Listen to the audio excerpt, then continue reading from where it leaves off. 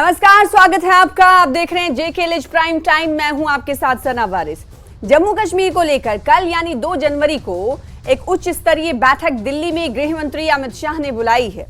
इस बैठक में जम्मू कश्मीर में सुरक्षा की रणनीति पर चर्चा होगी। हो सकता है कल बैठक के बाद दिशा निर्देश भी जारी किए जाएं। बैठक में जम्मू कश्मीर के उपराज्यपाल मनोज सिन्हा, मुख्य सचिव अटल डुल्लू और पुलिस महानिदेशक यानी DGP RR स्वैन के मौजूद रहने की चर्चाएं चल रही हैं। ये बैठक ऐसे वक्त में बुलाई गई है जब कुछ दिनों पहले पाकिस्तान के नापाक इरादे ने एक बार फिर जम्मू के पुंछ और राजौरी में आतंकी हमले को अंजाम दिया। ऐसे में इस बैठक की अहमियत बढ़ जाती है कि आखिर सुरक्षा ग्रिड को और मजबूत करने के लिए आखिर इस बैठक में क्या फैसले लिए जाएंगे। आज इसी मुद्दे पर करेंगे चर्चा। कई विशेषज्ञ जुड़ेंगे हमारे साथ। बने रहिए अगले आधे घंटे हमारे साथ।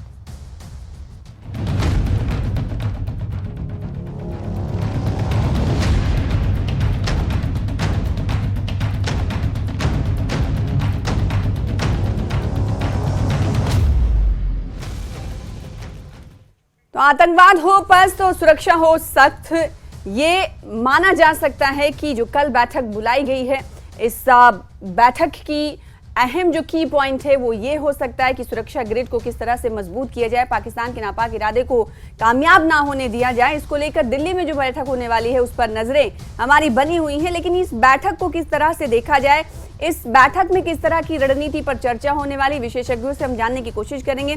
चलिए जल्दी से अपने मेहमानों का तारुफ करा दें। हमारे दरमियान कई खास मेहमान आपसे कुछ देर बाद टीवी स्क्रीन पर नजर आएंगे। SP वैद साहब, फॉर्मर DGP हैं जम्मू कश्मीर के, आप आपसे कुछ देर बाद टीवी स्क्रीन पर इस वक्त नजर आ रहे हैं। आपका स्वागत करते हैं सर। और इसके अलावा ब्रिगेडियर धीमान साहब हैं जो कि डिफेंस एक्सपर्ट है, हमारे साथ मौजूद है, आपका भी स्वागत करते हैं। इसके अलावा एक और खास मेहमान अब्दुल रऊफ भट्ट साहब, स्पोक्स पर्सन है PDP के, हमें ज्वाइन कर रहे हैं, आपका भी इस्तकबाल, स्वागत। और साथ ही साथ सुरेंद्र अंबरदार साहब, लीडर भारतीय जनता पार्टी के हैं, हमारे बीच मौजूद हैं, आपका भी स्वागत करते हैं। सबसे पहले SP वैद साहब, मैं आपके पास आना चाहूंगी।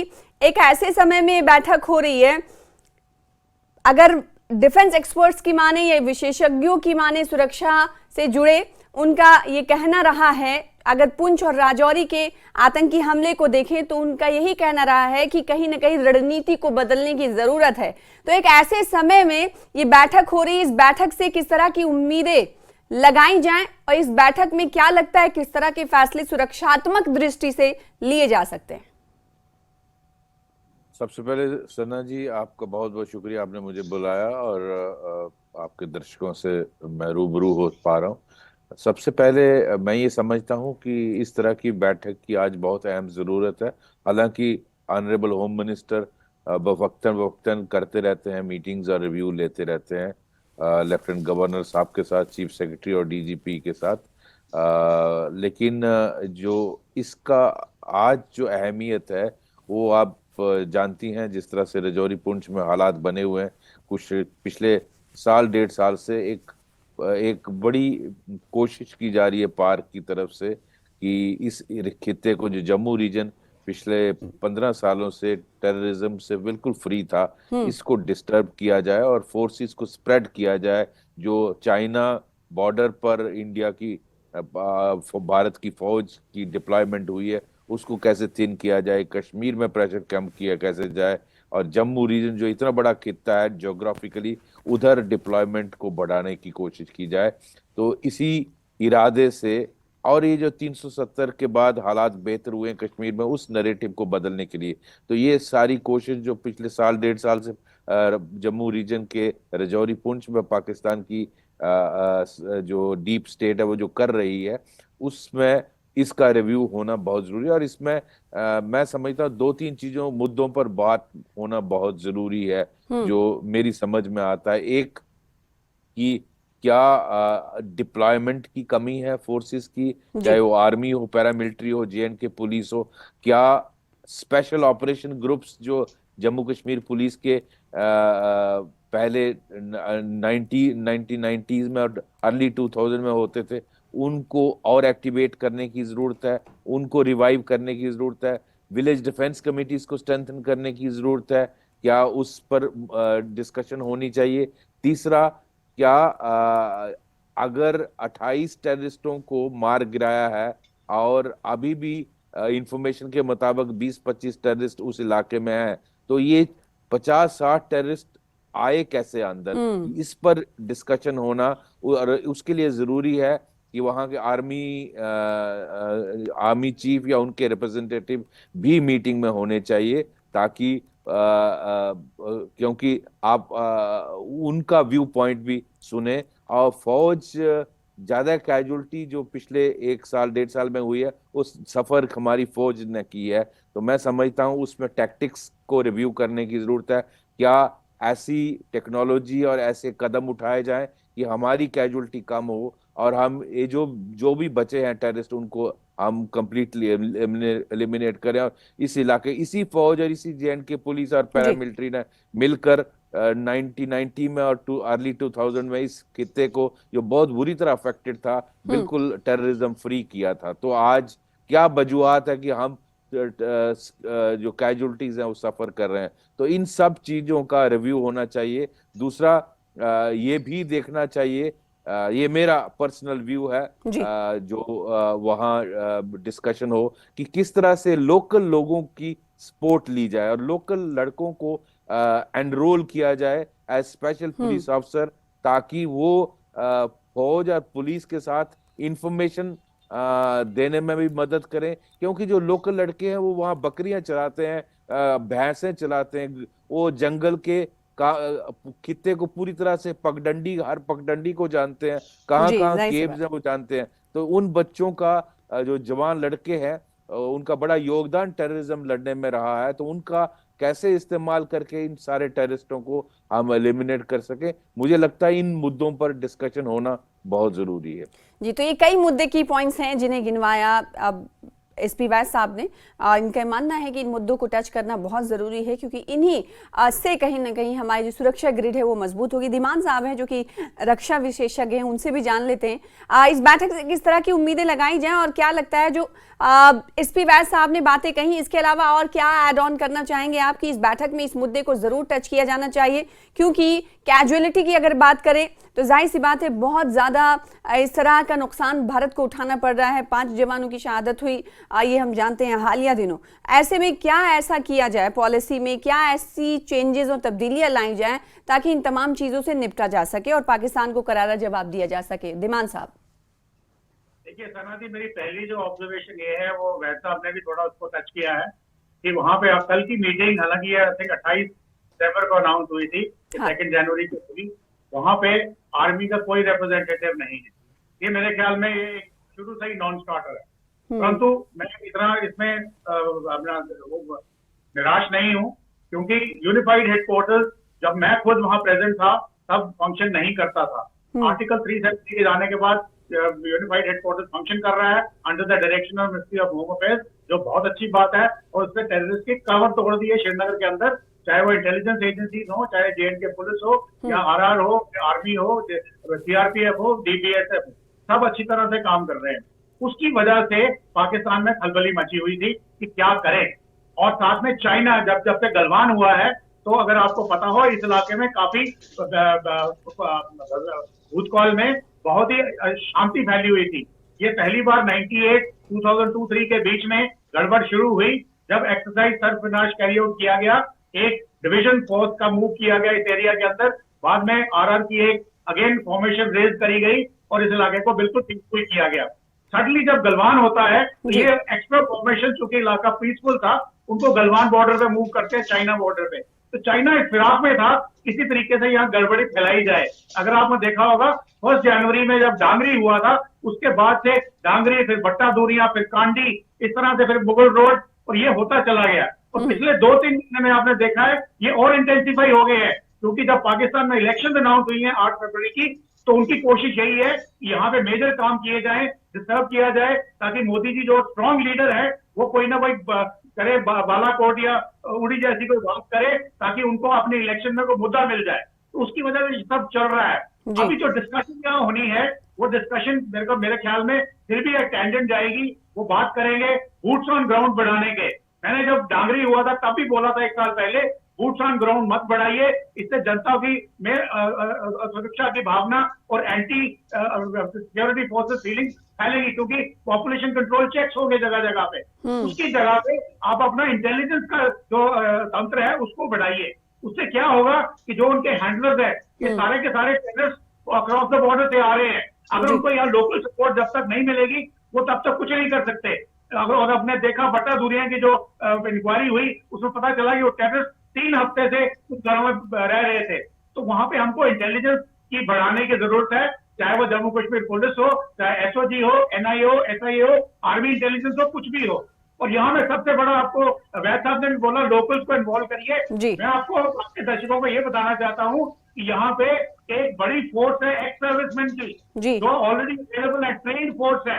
उनको आप इन्वॉल्व करिए, उनको वेपन दीजिए, जो लोकल फॉर्मेशन हैं उनके साथ उनको इंटीग्रेट करिए और उनको थोड़ी इंपॉर्टेंस दीजिए। और वो डेफिनेटली आपके लिए इंफॉर्मेशन भी लाएंगे, आपके लिए टेररिस्ट से लड़ेंगे भी। और अगर कुछ यहाँ पे कोई रिलीजन का एंगल लाना चाहता है, मैं बता दूं, जितने भारतीय सैनिक रिटायर्ड है, भूतपूर्व सैनिक, चाहे वो किसी भी मजहब के हों, वो एंटी नेशनल नहीं है, वो प्रो नेशनल है, वो भारत माता की जय कहने वाले हैं, चाहे किसी भी मजहब से हों। तो ये एक बहुत बड़ा फोर्स मल्टीप्लायर हमारे हिस्से में आएगा।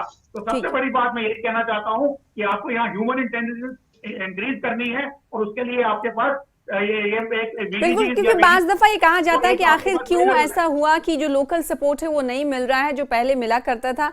आखिर क्यों ये दूरियां पैदा हुई हैं, इसको कम करने की जरूरत है। इस तरह के सवाल कई बार उठे हैं और कई मंच से भी उठाए गए हैं कि आखिर लोकल लोग इस तरह की कार्रवाइयों में क्यों मुलव्विस हो जाते हैं, वो आखिर फौज वहां तक उनकी ह्यूमन इंटेलिजेंस इतनी क्यों नहीं बढ़ रही है, इसमें कहीं ना कहीं कोताही है। दो पॉलिटिकल, मैं लौटूंगी डिफेंस एक्सपर्ट साहब, मैं आपके पास लौटूंगी धीमान साहब। दो खास मेहमान और भी मौजूद हैं। अब्दुल रऊफ साहब हैं जो कि पीडीपी के तर्जुमान हैं, वो पीडीपी का पक्ष रखेंगे। वो किस तरह से सोचते हैं इस बैठक को लेकर, क्योंकि पिछले दिनों हमने देखा था कि जम्मू के पुंछ और राजौरी में महबूबा मुफ्ती जा रही थी और उनको जाने नहीं दिया जा रहा था। तो कई तरह से वो इस जो मुलव्विस मुश्तबा जो अमवात भी हुई थी उस पर भी महबूबा मुफ्ती ने कहीं ना कहीं सवालात उठाए थे और मीडिया का भी शुक्रिया किया था। अब जबकि कल बैठक होने वाली, इस बैठक से पीडीपी को क्या उम्मीदें हैं और क्या पीडीपी चाहती कि ऐसा होना चाहिए? देखिए, जहां तक बीजेपी की यहाँ पॉलिसीज का ताल्लुक है, हम ये समझते हैं कि इनके कौल फेल में तजाद है। ग्राउंड पे कुछ और नजर आ रहा है और कहते ये कुछ और है। अगर हम पिछले 3-4 महीनों की बात करें, हमने यहाँ कोकरनाग का इंसिडेंट देखा जिसमें हमारे कर्नल साहब जो है जहां बहक हुए, हमारे मेजर साहब जो है वहाँ जहां बहक हुए, वहाँ हमारे डीएसपी साहब हुए। उसके बाद हमने ईदगाह में देखा कि कैसे एक इंस्पेक्टर को जो है बेदर्दी से मारा गया। उसके बाद हमने हाल ही में राजौरी पुंछ का मसला देखा। हम ये समझते हैं कि जो इनकी पॉलिसीज है यहाँ कि कॉस्मेटिक फेस देकर अपने लोगों को ये कहा गया कि यहाँ सारा कुछ ठीक है, हम ये समझते हैं कि यहाँ सारा कुछ ठीक नहीं है। अगर आप देखें कि इन्होंने कैसे यहाँ डिवाइड एंड रूल करने की कोशिश की, इन्होंने कैसे लोगों को जो है मेन स्ट्रीम से दूर किया। ये बार बार ये कहते हैं कि बीजेपी के बगैर जो भी यहाँ कोई पॉलिटिकल पार्टी है या यहाँ जो लोकल लोग हैं वो सारे एंटी नेशनल है। ऐसे काम नहीं चलेगा। यहाँ नेशनलिस्ट लोग हैं, यहाँ लोगों ने कुर्बानियां दी है, चाहे वो पॉलिटिकल पार्टीज की हम बात करें, जो रीजनल पार्टीज है उनके भी 10 से 15,000 पॉलिटिकल वर्कर इस मुल्क के लिए शहीद हुए हैं, या पुलिस की हम बात करें उनकी कितनी कुर्बानियां हैं। हम ये समझते हैं कि ये मंदिर और मस्जिद की सियासत करते हैं, ये जो है मुसलमान और हिंदू की सियासत करते हैं, इससे बड़ा नुकसान हुआ न सिर्फ इस स्टेट का बल्कि हमारे सारे मुल्क का इससे नुकसान हो रहा है। हम ये समझते हैं हम सबको यूनाइट होना चाहिए, हम सबको संजीदगी से इन चीजों के बारे में सोचना चाहिए। जैसे वैद साहब ने फरमाया कि जरूरत इस बात की है कि लोकल्स को जो है इन्वॉल्व किया जाए। जैसे ब्रिगेडियर साहब ने कहा कि लोकल यहाँ के वो नेशनलिस्ट है, उन पे जो है एतबार करके, जैसे हमने माजी में भी देखा कि बहुत हालात यहाँ खराब थे, कैसे हालात ठीक किए गए। तो हमें आगे भी ऐसे ही भाईचारे को कायम व दायम रखकर एक दूसरे पे एतबार जो है करके जो है हमें जो है इन चीजों से है जो है अगर ठीक है, जब इस तरह के हमले घटनाएं पेश आती हैं, सामने घटित होती हैं घटनाएं, तो भारतीय जनता पार्टी खास केंद्र सरकार की अगर बात करें तो उन्हें निशाने पर लिया जाता है विपक्षी दलों की तरफ से। अंबरदार साहब हमारे साथ मौजूद है। सुरेंद्र साहब, एक तो ये कि कथनी और करनी में फर्क है भाजपा के, जो कहते हैं आप वो करते नहीं, विपक्षी दलों की तरफ से ऐसा कहा जाता है। और इनका ये मानना है कि केंद्र शासित प्रदेश में जब से भाजपा या केंद्र सरकार के नियम और तमाम चीजें मानी जा रही हैं, उस वक्त से आर्टिकल 370 के खत्म होने के बाद से चीजें बदली नहीं हैं। और जो लोकल सपोर्ट की बात आ रही है वो कहीं ना कहीं दूरियां बढ़ती हुई जा रही हैं। आखिर इसकी वजह क्या है और क्या बीजेपी इस पर वर्क करने का सोच रही है या फिर कर रही है, ये भी सवाल खड़ा होता है। दूसरा ये कि भारतीय जनता पार्टी जो आप पर आरोप लगातार लगते रहे हैं कि मुसलमान और हिंदू की राजनीति करते हुए आप इस तरह की पॉलिसी बनाते हैं, इस पर आपका क्या जवाब होगा? सना जी, आपका बहुत बहुत धन्यवाद। कल जो आज चर्चा का विषय है कि कल आदरणीय गृह मंत्री जी जम्मू कश्मीर सिक्योरिटी के इश्यूज को लेकर रिव्यू मीटिंग ले रहे हैं, और आपने बताया कौन कौन से बड़े अधिकारी उसमें आदरणीय मनोज सिन्हा जी जम्मू कश्मीर के chief secretary, Atul Dulloo ji, R Swain साहब और भी जो अलाइड फोर्सेस हैं उनके सभी प्रमुख लोग उस भाग लेंगे। इस मीटिंग के जो मेरी अंडरस्टैंडिंग है कि 3-4 इम्पोर्टेंट मुद्दे हैं। एक तो ये है कि जो जम्मू कश्मीर में रीऑर्गेनाइजेशन के बाद जो नैरेटिव बदला है, जो कश्मीर में एक पीस नैरेटिव एस्टैब्लिश हो गया है, तो उसको डिस्टर्ब करने के लिए जो षड्यंत्र पाकिस्तान और कहीं ना कहीं ये भी देखा जाता है कि चाइना का भी इन्फ्लुएंस है।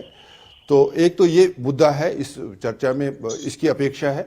दूसरा ये कि अभी जो इंडस्ट्रियल डेवलपमेंट के लिए जो इंफ्रास्ट्रक्चर डेवलप करना है उसमें लगभग 48,000 से 50 करोड़ रुपया का बजट ईयरमार्क किया है। तो उस दृष्टि से भी इस सिक्योरिटी मीटिंग में उस पर भी चर्चा होने की अपेक्षा है। तीसरा कि जम्मू कश्मीर में सारे भारत में पार्लियामेंट इलेक्शन होने वाला है, तो उस पार्लियामेंट इलेक्शंस में जो डेमोक्रेसी को और स्ट्रेंथन करने की जो प्रोसेस है उसको भी शायद डिस्टेबलाइज करने का एक प्रयास है। तो मैं आपके माध्यम से 2-3 चीजें बड़े खुलकर बताने का प्रयास कर रहा हूँ कि आदरणीय गृह मंत्री जी ये किसी भी नॉनसेंस में बिलीव नहीं करते हैं, क्योंकि उनको जानकारी है कि जो कश्मीर में जो पाकिस्तान ने 1971 की डिफीट ली थी और उसके बाद जो पाकिस्तान की पॉलिसी में शिफ्ट हुआ, जो खालिस्तान से कश्मीर तक टेररिज्म का जो प्लान बनाया था, उन सब की अंडरस्टैंडिंग है उनको ये भी मालूम है कि कश्मीर में जो पाकिस्तान का इकोसिस्टम था, चाहे वो उनका इन्फ्लुएंस पॉलिटिकल लीडरशिप में था, चाहे एडमिनिस्ट्रेशन में था, चाहे मीडिया में था, चाहे बार एसोसिएशन में था, चाहे चैम्बर ऑफ कॉमर्स में था, चाहे टेररिज्म का मतलब फिजिकल टेररिज्म नहीं है, टेररिज्म का मतलब है जो उनकी मॉनिटरिंग करते हैं, जो उनकी कोरियरिंग करते हैं, जो ठीक है। अच्छा, क्या आपको ये इस चीज की इंफॉर्मेशन है, खबर है, ये जानकारी है, जैसे कि एसपी वैद साहब ने कहा, ब्रिगेडियर धीमान साहब ने भी कहीं ना कहीं अफसोस का इजहार भी किया, वो ये कि आर्मी के अफसरान को नहीं बुलाया गया है। क्या आप बता सकते हैं कि आपकी जानकारी में है कि कुछ आला अधिकारी आर्मी या फौज से भी होंगे इस बैठक में शामिल? मैं थोड़ा कंप्लीट करूं। नहीं, जब हम टेररिज्म को अप्रूव करने की बात कर रहे हैं, जीरो टॉलरेंस की बात कर रहे हैं, इसमें टोटलिटी में जो कॉम्प्रहेंशन होता है कि वो सिर्फ ये फिजिकली टेररिस्ट को मारना नहीं है, जो उसके मदर्स हैं, जो उसके फंड करने वाले हैं, उन सब जो इंफ्रास्ट्रक्चर है, जो पाकिस्तान का इकोसिस्टम है, उसको डिसमेंटल करने की। अभी पिछले 1 साल में जो नहीं, आपने मेरे सवाल के जवाब दिया, आप बहुत लेंदी कर रहे, उतना टाइम नहीं है ना, कई सारे मेहमान हैं, उन तक भी जाना है। सुरेंद्र साहब, सीधे तौर पर सवाल ये है कि देखिए यहाँ बड़े ओहदे पर फायज रहे लोग भी मौजूद हैं।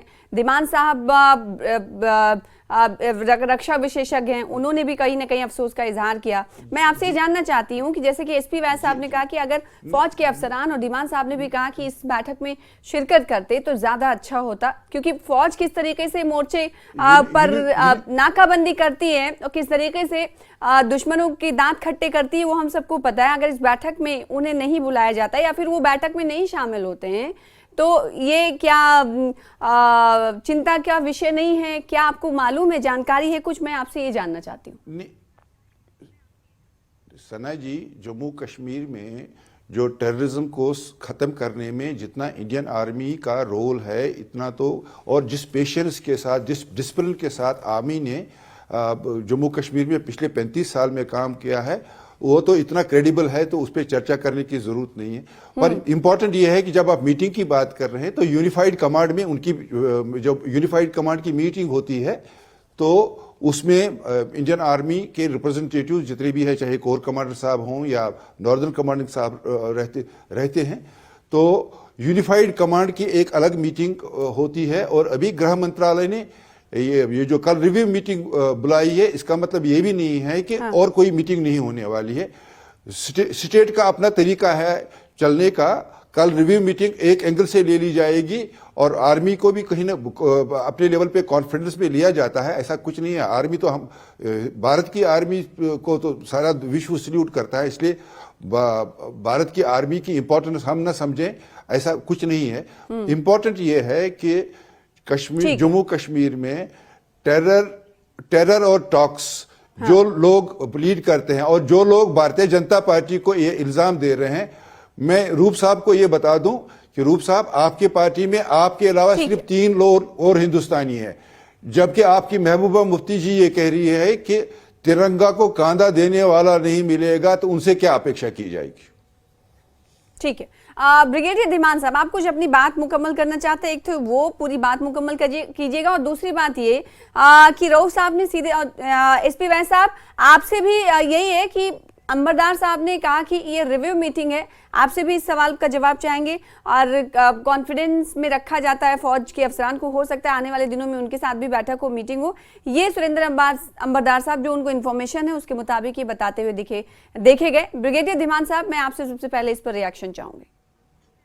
देखिए, मैं ये सोचता हूँ कि अगर यूनिफाइड हेडक्वार्टर्स में एक किसी लेवल के ऑफिसर्स का होना जरूरी है, उसी तरह से इस मीटिंग में भी होना बहुत जरूरी है। इस मीटिंग में क्या डिस्कस हो रहा है, क्योंकि जब टेररिज्म की लड़ाई है, आपने 3 लेवल पर लड़नी है। एक लेवल है बॉर्डर, वो मोदी जी डिसीजन लेंगे कि हमने उड़ी बालाकोट करना है कि नहीं करना है। और मैं उनको ये सलाह देना चाहूंगा इस वक्त कि आप ये जो उड़ी बालाकोट है, ये 8 फरवरी के बाद प्लान करिए। अगर करना है, करना जरूर है, क्योंकि लॉन्च पैड पे बहुत सारे जिहादी खड़े हैं इंडिया में इन्फिल्ट्रेट करने के लिए। बट आफ्टर 8 फरवरी पाकिस्तान के इलेक्शन हो जाए ताकि वो इसका फायदा न उठा सके। नंबर 2, जो दूसरा लेवल है, वो है एरिया डोमिनेशन। जो गांव और सिटीज के बाहर की सिक्योरिटी है, वो एरिया डोमिनेशन करनी है इंडियन आर्मी, आरआर या दूसरी सिक्योरिटी फोर्सेस ने। और जो with in the towns and with in the villages है, वो करनी है जम्मू कश्मीर पुलिस ने। तो जब ये 3 धड़े इकट्ठे नहीं बैठेंगे तो कैसे इनका कोऑर्डिनेशन कैसे बनेगी, उनका कैसे समन्वय कैसे बनेगा? इसलिए तीनों का होना बहुत जरूरी है। उस वक्त जो बात मैं आपको कहने जा रहा था कि हमें जरूरत है कि जो ओवरग्राउंड वर्कर्स हैं, स्लीपर सेल्स हैं, जो पाकिस्तान के सिंपथाइजर्स हैं, वो उनको पहले एलिमिनेट किया जाए। जैसे कि वैली के अंदर एनआईए ने, एसआईए ने, स्टेट सीआईडी ने, जम्मू कश्मीर पुलिस ने उनकी प्रॉपर्टी जब्त की है, उनको एलिमिनेट किया है और उनको बहुत अच्छी कार्रवाई की, उनकी कवर तोड़ दी है, जितने भी हवाला ट्रांसमिशन सब बंद की है, वो हमने यहाँ भी करनी है। उसके लिए हमें यहाँ पे सिक्योरिटी फोर्सेज प्रेजेंस है वो बढ़ानी है, तो उसकी बहुत जरूरत है। उसके लिए जरूरत ये है कि हम, ठीक है राउत साहब, देखिए यहाँ पर यहाँ पर धीमान साहब एक सेकंड, राउत साहब यहाँ पर ये है, बात ये हो रही है कि बैठक में क्या बातें होंगी और क्या बातें हो सकती हैं, क्या रणनीति बन सकती है और क्या रणनीति बनाई जानी चाहिए, इस पर बात हो रही है। लेकिन आप पॉलिटिक्स की तरफ मुद्दे को ले जा रहे हैं, आप भी तो मशवरा दे सकते हैं ना? बिल्कुल, इसमें कोई शक नहीं है। इससे पहले कि मैं इस पे बात करूं, मैं अमरदार साहब को कहना चाहूंगा कि जब यहाँ 90s में मिलिटेंसी का बड़ा बोलबाला था, यही पॉलिटिकल पार्टीज थी जिन्होंने तिरंगे को कंधा दिया था, जिन्होंने तिरंगे को थामा था। ये हमारे सामने एक्स डीजीपी साहब बैठे हैं, ब्रिगेडियर साहब बैठे हैं, ये इस चीज के गवाह होंगे कि जब 90s में यही लोकल जो यहाँ के रीजनल पार्टीज है, यही इनको ही मारा जाता था, यही जो है तिरंगे को उठाए थे। तो आज ये बात कहना, इसमें कोई जो है, इसमें कोई रिलेवेंसी नहीं है जो ये बात कह रहा है। दूसरी बात, जिस तरह इन्होंने आज 1000 साल के बाद गुजर बकरवालों से जमीनें, उनके मकान छीनने की कोशिश करी है, तो उसका रिजल्ट क्या होगा? जिस तरह आप लोगों को यहाँ सता रहे हैं, तो उससे तो दिलों की दूरियां बढ़ रही है। जैसे हमारे ऑनरेबल प्राइम मिनिस्टर ने कहा कि दिल्ली और दिल्ली की जो जम्मू कश्मीर के लोग हैं उनके दिलों की दूरियां दूर करनी है। हम ये समझते हैं कि इससे अच्छा कोई ऑप्शन ही नहीं है कि लोगों की दिलों की ठीक है, दूरियां तो आप दूर उसी करें। बयान लोगों पर को कायम अपनाने है की जो जरूरत आपने है। पहले कहा था कि भारतीय जनता पार्टी की कथनी और करनी में फर्क है। एसपी वैद्य साहब, चूंकि ये बैठक कल होने वाली, इस बैठक से सभी को उम्मीदें वाबस्ता हैं। ये बैठक हो सकता है कि क्या आप ये मानते हैं कि कुछ अहम ऐसी रणनीति बनाई जाएंगी, कुछ ऐसा फैसला लिया जाएगा जिसकी अशद जरूरत है इस वक्त में कि इसे होना ही चाहिए? क्या ये मान के चले? सना जी, बिल्कुल मुझे पूरी उम्मीद है और कल इस पर अहम डिस्कशन होगी और फैसले होंगे, क्योंकि मैंने एज डीजीपी जेएंडके बहुत सारी ऐसी मीटिंग्स अटेंड की हैं। और यहाँ तक आर्मी चीफ या आर्मी चीफ का रिप्रेजेंटेटिव का सवाल है, मुझे लगता है हो सकता फॉर्मल वो नहीं गया हो वो, क्योंकि नॉर्थ ब्लॉक साउथ ब्लॉक पास पास में है। होम मिनिस्टर साहब या होम सेक्रेटरी साहब एक फोन करके उनको रिक्वेस्ट कर सकते हैं कि आइए over A cup of T हम बात करेंगे।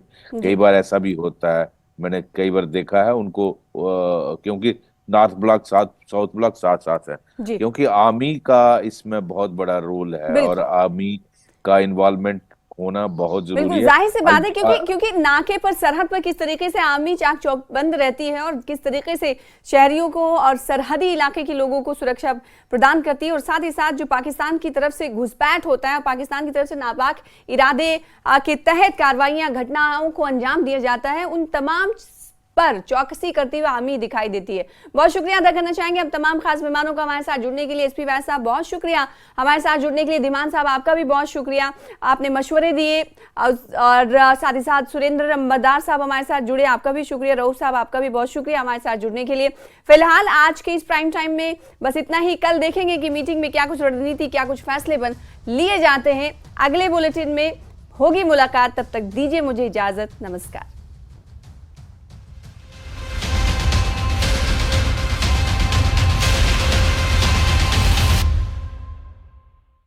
पतंजलि हनी ने पास किए